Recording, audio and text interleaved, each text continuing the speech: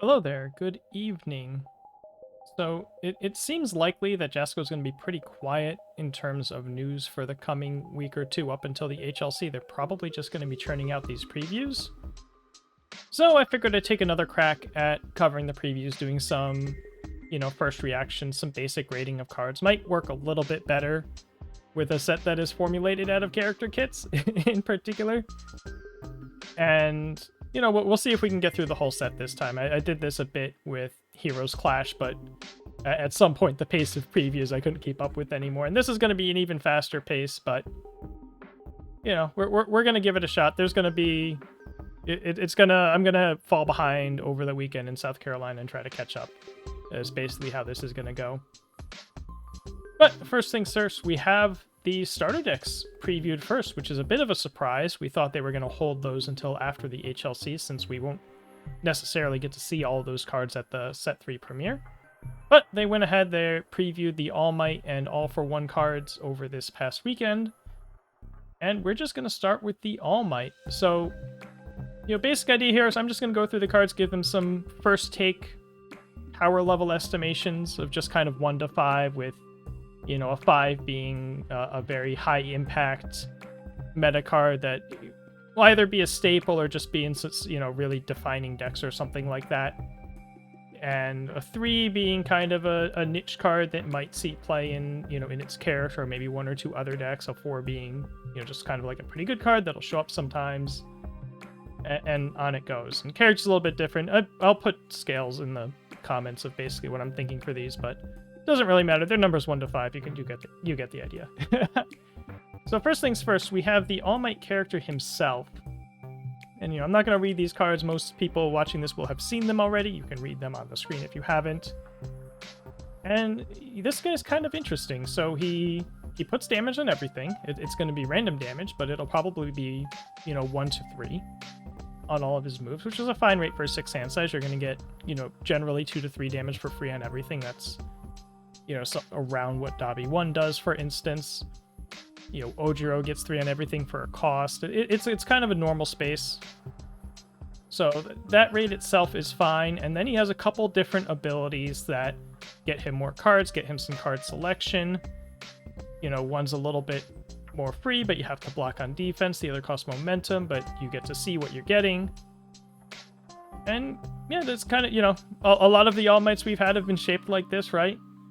This is probably the most similar to All Might 2, but probably a little bit better on balance than All Might 2, just because of the nature of the card selection abilities. You have a way to get more cards on defense without spending momentum. When you do spend momentum, you know exactly what you're getting, so you get to time it like that. So, I think he'll be pretty good. Even All Might 2 is pretty good. We'll see. It'll probably depend on, finding the right attack lineup and so on, and how good the symbols are at playing sort of generically, and, whether or not, there are other characters, particularly other All Mights, presumably, that just feel like they're doing what he does better. But, I like him. He's kind of a neat character. I'm going to give him a 4 out of 5. I think that, there's a world where he's like a top tier, somewhere in the top tier mix, and you're not really surprised about it. Not necessarily guaranteed, far from it, right? Could just be blocked out by other characters on his symbols. Sort of just depends on how things shake out. Could just depend on what, some really good players just decide to play, right? That's how things tend to go in this game sometimes. So the first attack we have is Carolina Smash. This is kind of an interesting one. If you don't even think about the fact that the enhanced is conditional, you have a 5 mid for 4 with a deadlock enhance. It's very, very much a role player, right? If you need punches in your deck, or you need mid punches in your deck, or your Tiger or something, you get a trigger off of that speed bonus for some reason. I could see this sliding in. I'm mostly thinking about this in terms of some focused attack decks where you need to be all mids. That's probably, you're looking for all mids and maybe also looking for a punch theme if you can get it. That might be its niche. I don't know how much play it's going to see outside of those sort of corner cases. It's a fine card. The stat line is fine. You're hoping to have something a little more impactful, though, in most cases, but I will give it a 3. So I could imagine it showing up somewhere. Counter Smash. So this is maybe the first in what's going to be a bit of a running theme in these cards, is that there's a bunch of cards here that feel like their block modifier is 1 point higher just because they're in this deck. And it's going to be kind of unfortunate for a lot of these cards. You know, people don't really want to play attacks with 3 blocks on them unless they're, you know, really providing big clear advantages. And, you know, if you're running a bunch of 6 checks, maybe this counts. You know, maybe stacking a 6 check is something you can value a lot in your list. And so maybe in a list like that, we see that it's not really drawing cards. In fact, you're losing a card out of it, right? You're permanently losing a foundation to do this, to make it a below average stat attack that just makes your next check nice. And it's possible you were going to check a 5 anyway, right? So very kind of not a whole lot of value here. Again, you know, in All Might 6 himself, you get to pick your high block modifier foundation and put a bunch of damage on this thing. It's still 3 speed high, but, you know, guarantee a 6 check is always going to have some appeal to people, so I can't completely write up off, but this is kind of a low 3, if there's a such thing as a low 3 in this grading system. The next one, a lot more interesting. We Final Smash. So this card has the shape of you know, it can be, in the right character, in the right deck, it can be very similar to Relentless Barrage, a Tetsu Thrashing, one of those types of cards. In that if you can draw the card off the top of your deck, if you have enough ways to draw a card, you just get to go Final Smash into Final Smash into Final Smash. And that's a bit more exciting of a 4-diff chain than, you know, the 3 mid-5s or the Tetsu's 4 mid-4, sometimes 4 mid-6, but checks a 2. This is 5 high 6.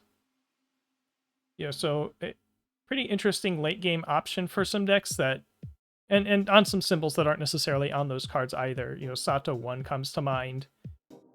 And in the meantime, if you actually play this as a 6-diff, you're not very happy about it, you can also just, again, guarantee a 6 check without the weird awkwardness of giving up one of your foundations, and you could be doing it while playing an above stat attack, right, if they hit 8 foundations.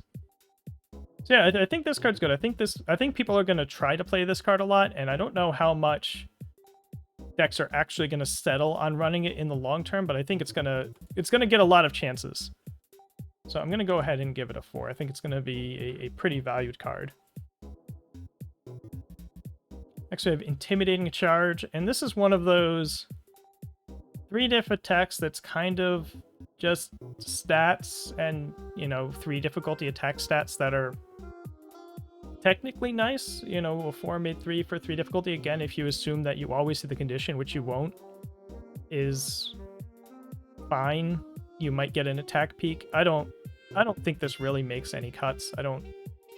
Unless you're really doing something where you're trying to play a bunch of 3-diffs for one reason or another, but I think in most cases you're going to try to find something better to do than this. Hard to see it getting competitive play. But it's not actively bad or anything, so I'll give it a 2. Next is Knee Smash. This is a card that's already gotten a bunch of excitement previewed just today as of recording. This card is shaped a little like Hardened Jab, and Hardened Jab is everywhere. And granted, this is in some ways a little more awkward, right? You don't just, you know, slam the button and pick up a choice face down and get your build and net your card and do all those things just for having a face down that's committed. But you get it's also a little bit different shaped. You're not necessarily building a face down. If you have some means to, you know, manipulate the top of your discard pile because you're All Might 6 or because you're destroying foundations, for instance, you build that foundation back face up, which could be valuable. It can just draw you a blind card that has a chance to be attacked. It is not guaranteed to draw you a foundation the way that Hardened Jab is. And, you know, it's off zone. It's not mid. It is 1 speed. But being off zone has a lot of value too. So, you know, this is another one I think a lot of people are going to be looking to use. And jury's out on how many decks it eventually, you know, settles into as you actually seeing play in sort of the standard versions of lists or whatever, but I think there's going to be a lot of people trying to make this work. A lot of cards with this shape have, you know, been very popular. So I'm going to go ahead and label this a 4. So we have plus Ultra Smash. Kind of a unique card. It can block and then still go to momentum, which is really cool. And it has an unflip, albeit a conditional one. The conditional unflip, it makes you think about, you know, maybe this is a sideboard card, you know, depending on your matchup, for instance. Unless, you know, so maybe you're playing this card mostly just to get the various forms of automatic momentum. It's a little hard to use a 5-diff slot for that. You know, we've seen Sticky Ball Pitch not really get played, even though that's a pretty interesting card. So I think this might be in a similar space where the other competition at 5 difficulty is just going to be too enticing for it, especially with the 2 mid block, but there's always a chance for cards like this to show up in, you know, decks that really, really want to get that momentum. And, you know, All Might 6, for what it's worth, really does want to have momentum, right? So he could be a candidate for it. It's in his deck. You know, All Might 2, kind of the same thing. We'll go ahead and give it a 3. Next we have Smashing Nomu. Like a weird pseudo stun 2. You kind of only want to play this if your deck is putting damage on all of your moves to make it respectable. A 4 low for, you know, 5 or 6 because your character's putting damage and everything with stun 1 is pretty fine, especially because it's stun 2 if it gets hit. The damage can't be reduced is kind of just funny. I don't see too many cases where the damage is getting high enough that Nomu would actually reduce it anyway. But it is there. You know, it doesn't have powerful or anything. So, you know, low stun 1, pseudo stun 2 attack. It's hard to underrate, you know, stun 2. Stun 2's very often very good anywhere it appears. I mean, people play the maze net move, you know, primarily for the block, right? But when they play it on offense and get that stun 2 off, it's pretty relevant. So, you know, I don't want to write this card off. I think it'll show up here and there. I think a lot of punch-themed decks end up lacking low attacks, so this becomes an option for that. You know, I don't necessarily know if I want to call it super niche, because it is pretty general, right? A stun 1, quote-unquote stun 2 move. And if they block your 4-speed move, they may commit foundations and also, you know, sort of stun themselves, right? So you're definitely getting something out when you play this card that's pretty good. It's just a matter of having a character that can absorb having the plain 3 damage move, right? But I think it'll be around and about. I'm going to go ahead and give it a 4. And then, speaking of punches and punch decks maybe wanting low attacks, I think the same can kind of be said for Vanquishing Punch. You know, it is kind of just a stats card, but it's very nice late-game stats card. You know, if you have one of those decks that, you know, isn't necessarily putting a lot of speed on things, then it's nice to have something that can just be a 6-speed low in a long game, especially if you have even more speed, then it feels better early, right? The discard 1 momentum trigger is, you know, pretty relevant. Makes them maybe burn a low block in this. Maybe you're setting up for 1.3 million volts or something like that. Kind of an interesting piece. 5 difficulties are tough. That is a tough space of competition on some symbols, but not all of them. And, you know, let's see, all punches, you know, sort of the big low one is the rapid punches, which is a 4 diff, so you could see this in sort of a low-themed all punches sort of setup. But, yeah, I don't know, I just think this card's good. It's the kind of card that can just end up not getting used at all, where people just look at the 5 diff development. It's like the 4th best 5 diff option, then it just never quite gets up there into the deck slots, but I'm still gonna give it a 4 because I think it will look good when it does see play for sure. Now, so that's the attacks.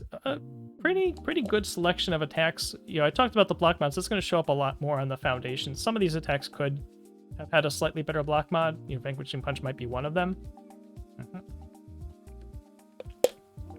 But yeah, kind of some interesting options. No giant bombs. I think the one we'll see that have the most impact are probably Final Smash and Knee Smash overall. I think those we'll see a bunch of. But onto the foundations, we have a very interesting one, charging once for all. It's hard to know what to make of this one, because that condition, if you are ahead of your rival, then this card's kind of blank. And we're not too interested in playing blank 2/5s. But if a deck is destroying foundations for cost, which All Might 6 really isn't, but because it's the rival decks and you're expecting All for One to build to a zillion, right? Then it makes sense to have these in the rival decks, but you could have some sort of destroy cost character on these symbols that wants this thing, maybe even just as a 1x. I don't think it'll go completely unplayed, so I'll go ahead and give it a 3. This is Determined is next. This has gotten a lot of excitement because it is a card that beats One with Nature, which is probably the most maligned card in the game right now. And it's a 6-check. It has a very good deadlock enhance. It has an unusually fine block for the foundations in this deck. And, we'll see. I think when people are building decks, they're going to have to, count how many things they're running with that meet the 2 symbols that have ideally +3 block modifiers. But, using this on a +2 block modifier is not the worst thing in the world. So yeah, I think a lot of people are going to be looking to include this. If not main, then possibly in the sideboard.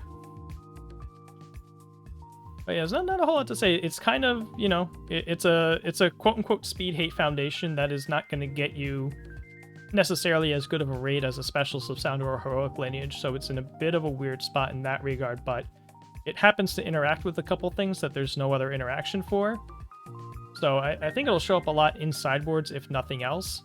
And maybe some main deck usage here and there if a deck's got a lot of 3 blocks. Next one is Forced to Revert.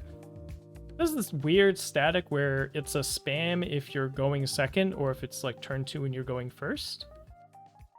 This is a hard card to evaluate. It's really hard to put impact level on that response because you have to deal damage, right? It's not just a form that you can use before the end of your turn. Okay, I'm just going to pop this and pick this thing back up. It's not like, was it Childhood Friends, the promo, right?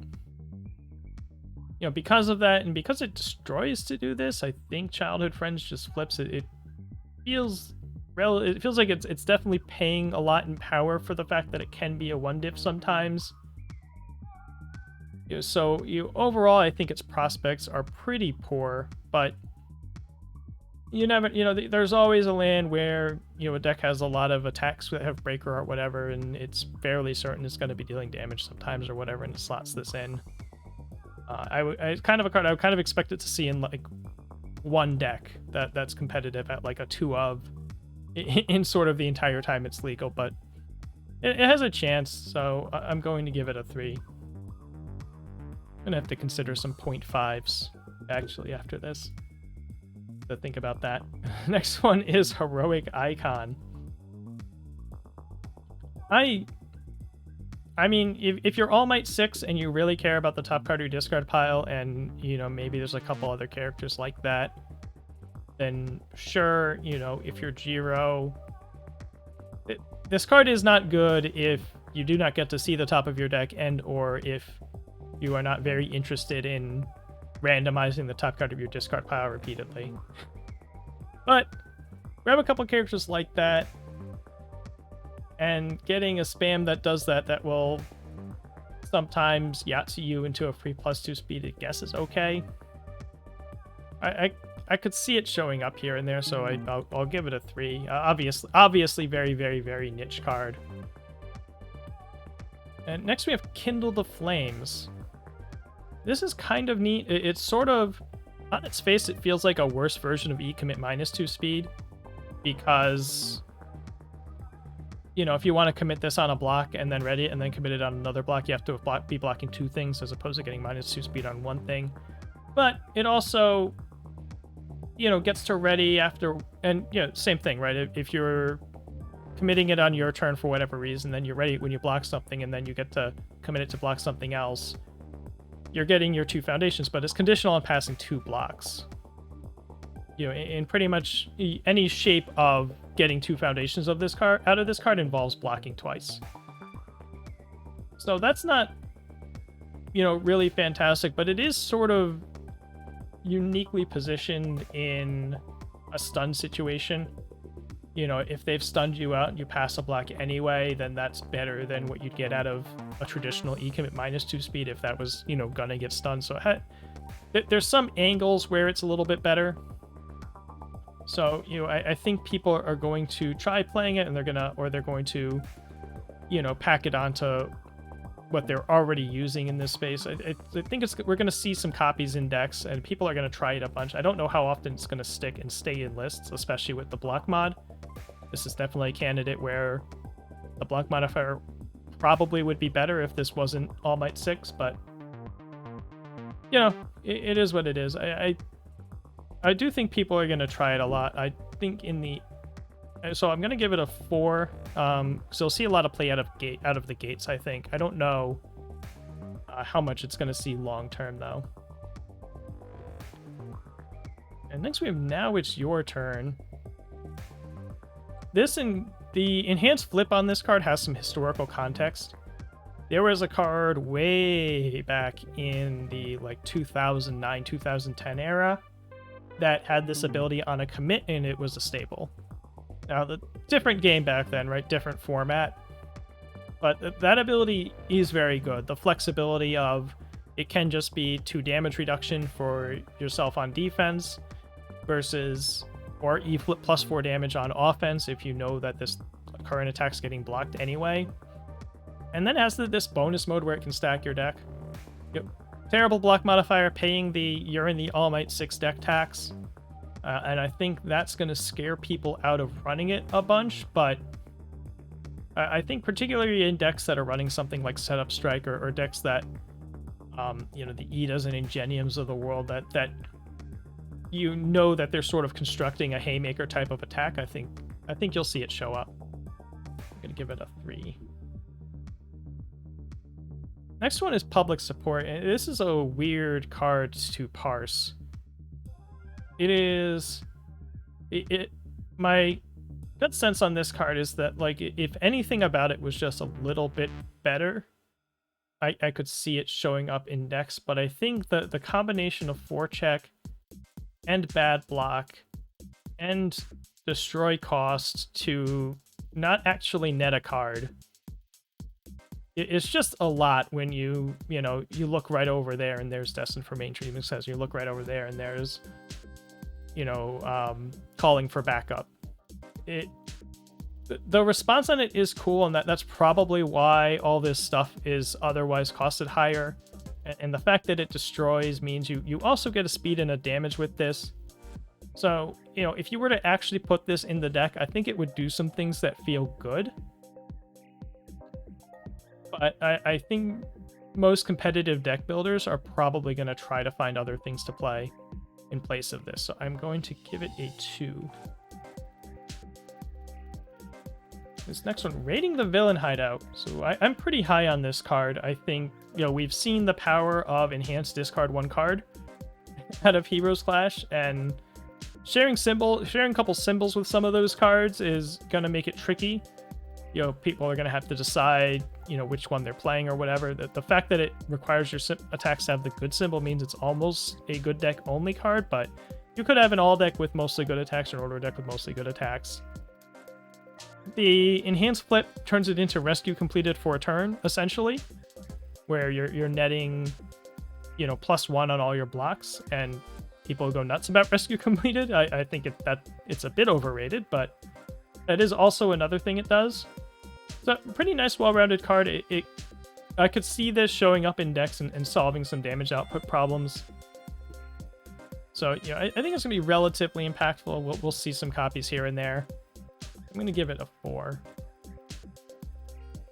And then this last one is You're Finished.